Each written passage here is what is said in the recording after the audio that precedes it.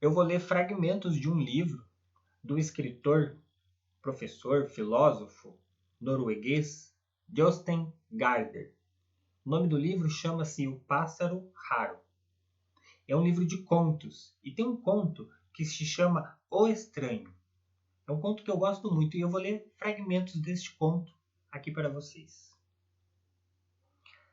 Há alguma coisa estranha. Alguma coisa não está certa.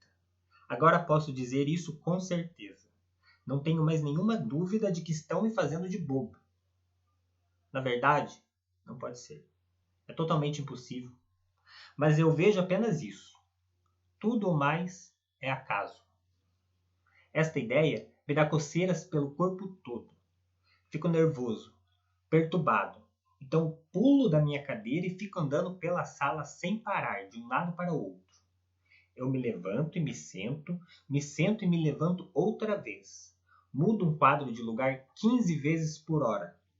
Eu leio 20 vezes a mesma e única frase. Tiro xícaras limpas do armário e as lavo para ficarem ainda mais limpas. Esvazio o cesto de lixo para achar um selo usado ou um clipe de papel. E o que é ainda pior, fico na frente do espelho fazendo caretas para mim mesmo. Eu não estou louco. Também não sou neurótico. Não é comigo que há algo de errado. Também não é um sonho. Estou completamente acordado. Duplamente acordado, como 2 dias que coincidissem. A verdade é que tem algo acontecendo pelas minhas costas. Mas ainda, tudo isso se passa ali. Tudo. Infelizmente, não tenho olhos na nuca. Infelizmente.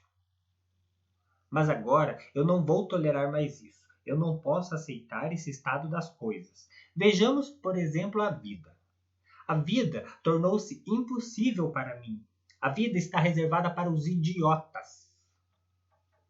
Não estou pensando na minha vida privada. Vida privada que se dê por feliz quem puder proferir uma palavra tão absurda, sem precisar fazer uma careta.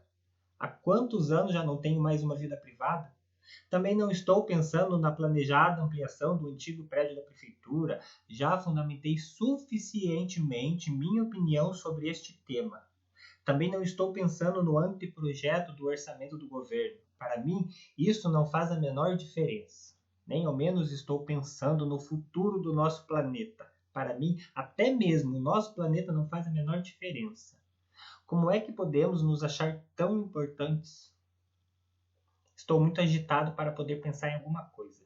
Aquilo em que se consegue pensar também pode ser controlado. O que se pode nomear com palavras pode ser dominado. Mas isso aqui é muito pior. Muito pior. Durante as últimas semanas, a linguagem me abandonou. Palavras, frases e opiniões ficaram para trás, assim como chocalhos e chupetas representam um estágio superado. Não estou mais em casa na linguagem. Ela me enjeitou. Ela me expulsou para uma ilha, para um asteroide.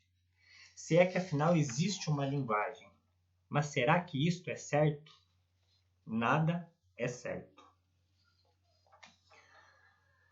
No pensamento, nada acontece. Nada de importante. O que acontece então? O que são pensamento, senão repetição de impressões sensoriais? No pensamento existe apenas o que os sentidos percebem. O importante se passa atrás das minhas costas. Estou trancado numa caverna, sentado de costas para a entrada. Os dias passam e eu fico olhando para as paredes da caverna. Não dá para ver o menor facho de luz. De que me serve então dispor dos meus sentidos? Para que olhos que não distinguem nada além da escuridão da caverna? Eu não estou sozinho. Esta não é uma cela solitária. Não. Aqui estamos todos reunidos, toda a humanidade. Todos nós estamos aqui sentados na caverna. Então, pelo menos, eu teria alguém para conversar. Mas sobre o que falar, se não se pode ver nada? E haveria ali alguém que compartilhasse o meu destino? Não. Essa possibilidade também me foi tirada, pois ninguém compreende que se encontra numa caverna. Todos os outros acreditam estar vendo tudo. Eles se sentem bem e não querem ir embora. A mim, me faltam olhos na nuca, mas sei que lá fora, na entrada da caverna, alguma coisa está acontecendo. Eu sinto isso como um formigamento no estômago, nosso mais confiável órgão dos sentidos. Alguma coisa em mim me dá coceiras, é como se eu tivesse nascido com uma fina camada de pena sob a pele. Talvez por isso eu fique tão perturbado quando vejo gansos. Gansos me provocam, e um dia desses eu vou pular a cerca do vizinho e matar seus gansos. Simplesmente eu vou matá-los.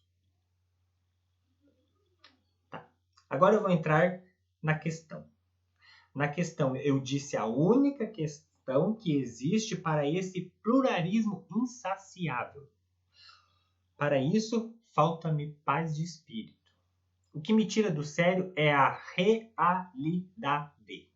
Sobretudo ela, mais do que qualquer outra coisa. Isso me torna um monomaníaco? É monomania se interessar pela realidade? Por alguma coisa, afinal, é preciso se interessar? Portanto, a realidade, o mundo, o universo. Um órfão tem muitos nomes.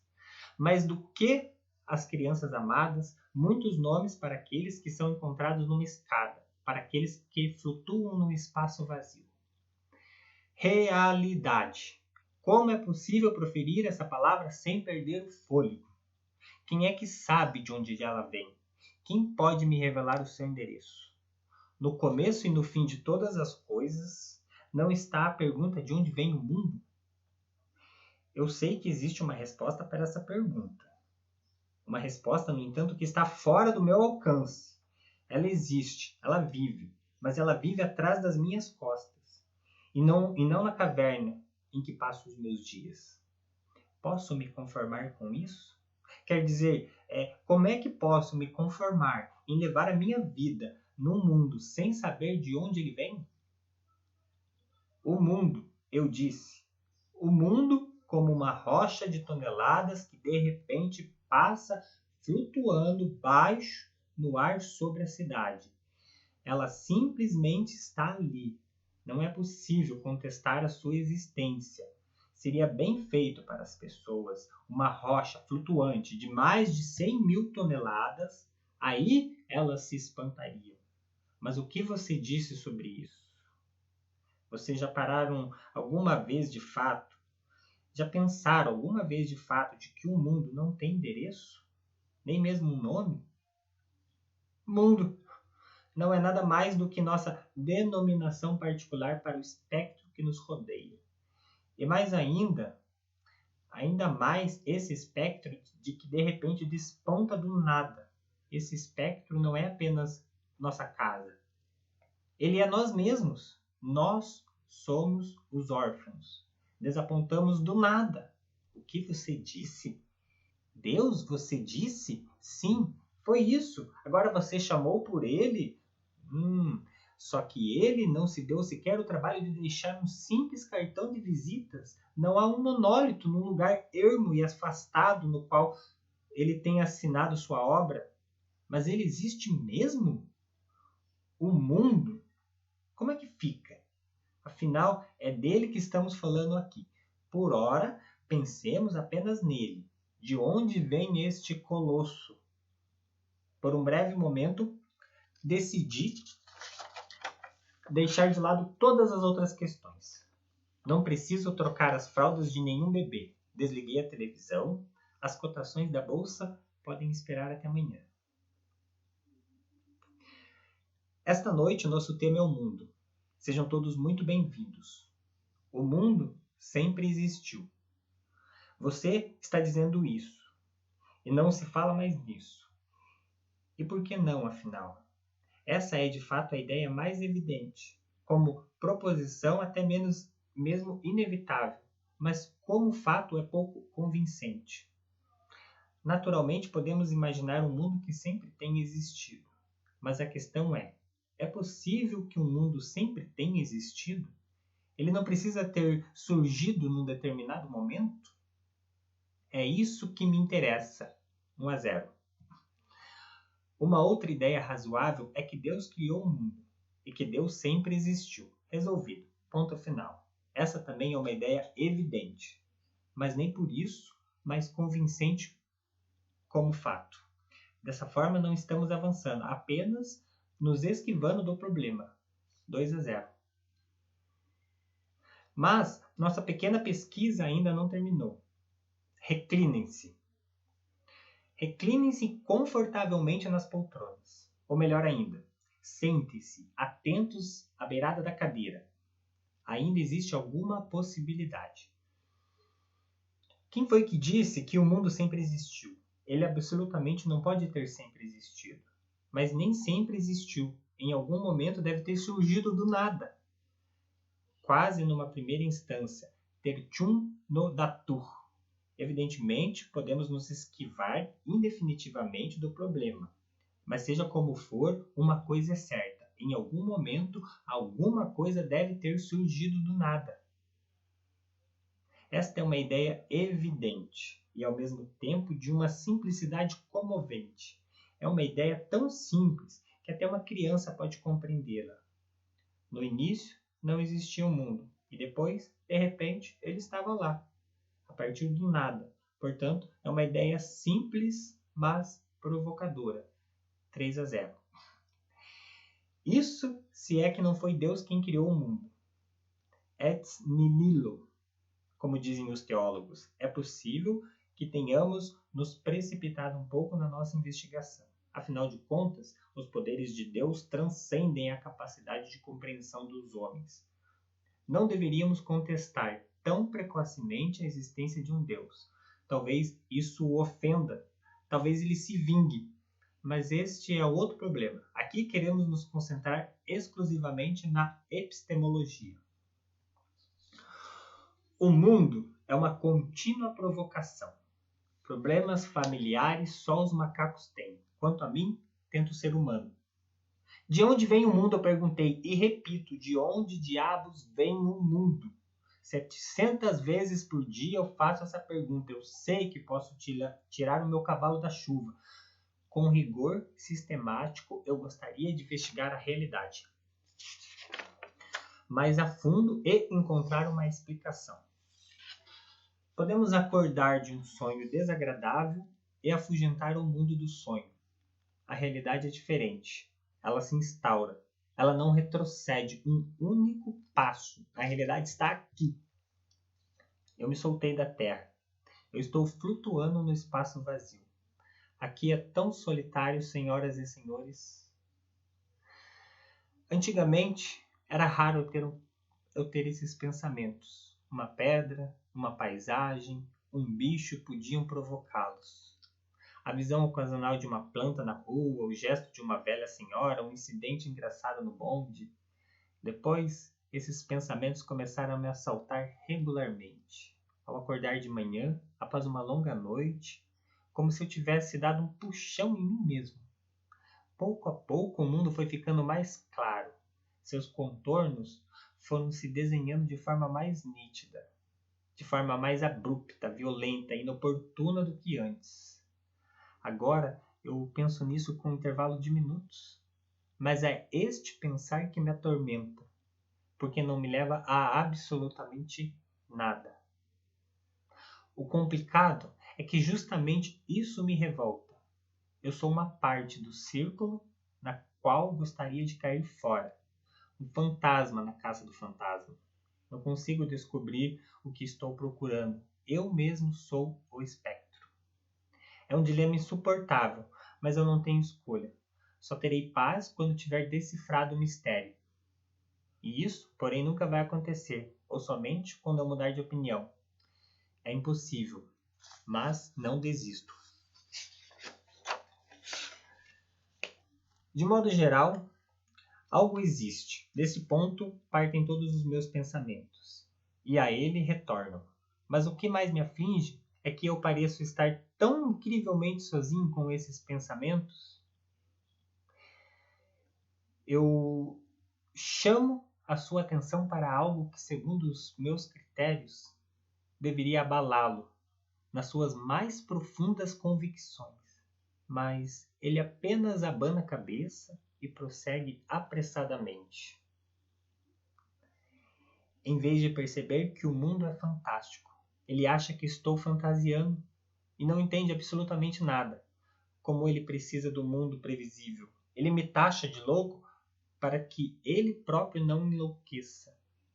Convence a si mesmo alguma coisa de que algo está errado comigo. Na antiguidade, cortavam-se as cabeças dos mensageiros das más notícias. Por acaso, é de se admirar que eu fique desesperado quando vejo um semelhante por aí na terra, impassíveis como um rebanho de vaca pastando? Eles simplesmente estão aqui, eles se ajeitam, nada pode surpreendê-los. Comigo é diferente. Eu tenho vertigens quando penso em ser. A única coisa verdadeiramente interessante neste mundo é mesmo o fato de que ele existe. Por mim, ele pode ser como quiser. Por mim, fantasmas, unicórnios, elefantes cor-de-rosa podem passear na rua. Isso não me perturba. Só com o fato de o mundo existir, já foram ultrapassadas as fronteiras do improvável. Não me surpreenderia se um dia de repente um anjo descesse do céu para me levar para uma outra vida. Não preciso desse anjo para ficar admirado. Eu não acredito em bruxarias, encantamentos e nem um pouco em parapsicologia. Para compreender que existo, não preciso de nada disso. Tanto faz se o espectro se manifesta nos pátios acadêmicos ou na bola de cristal de uma vidente. Por que um elefante cor-de-rosa Por que um elefante precisa ser cor-de-rosa para ser considerado notável? Por que ele precisa ter 2 cabeças para merecer uma matéria no jornal?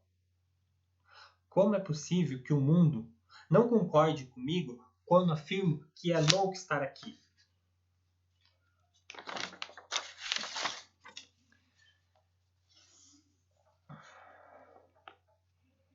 Mas existe um consolo. Algo do meu próprio espanto reencontro nas crianças. Também era só o que faltava. Elas surgem dentre as pernas de uma mulher, descem engatinhando do trocador, erguem-se sobre as 2 pernas e saem andando pelo mundo. E tudo isso no espaço de poucos meses. Eu sou uma criança que cresceu demais, sensível como um recém-nascido. Jamais consegui me tornar adulto. Assim, eu nunca vou descansar. Sempre estarei bem acordado. Embora meus semelhantes também estejam acordados à sua maneira, embora eles comam, bebam e saiam para trabalhar, eles estão dormindo. Com grande vivacidade, eles se lançam pelo mundo e existem. Perambulam por aí no globo terrestre, no universo, como personagens de carne e osso saídas de um conto de fadas. Mas não estão acordados de verdade. Eles dormem o sono da vida burguesa no castelo da bela adormecida. Mas não tenho mais nada a dizer. Acredito ter exposto suficientemente o meu ponto de vista. Vocês nem sequer pestanejam. Vocês ficam grudados na cadeira, chupando balas, estalando papel de chocolate. Por que diabos vocês são tão preguiçosos? Não leva a nada sair por aí e gritar até a rouquidão de que a vida é breve. Com isso, não moveremos uma palha. Do mesmo modo, poderíamos beliscar um porco e contar-lhe que ele vai ser abatido daqui a pouco. Talvez ele levante os seus olhos por um momento, 2 olhos vazios e inexpressíveis. Eles acordam num conto de fadas. Pouco tempo depois, estão conformados. Com isso, muito embora aqui sejam hóspedes apenas por um curto prazo, eles precisam estar quase mortos para finalmente descobrirem a si mesmos.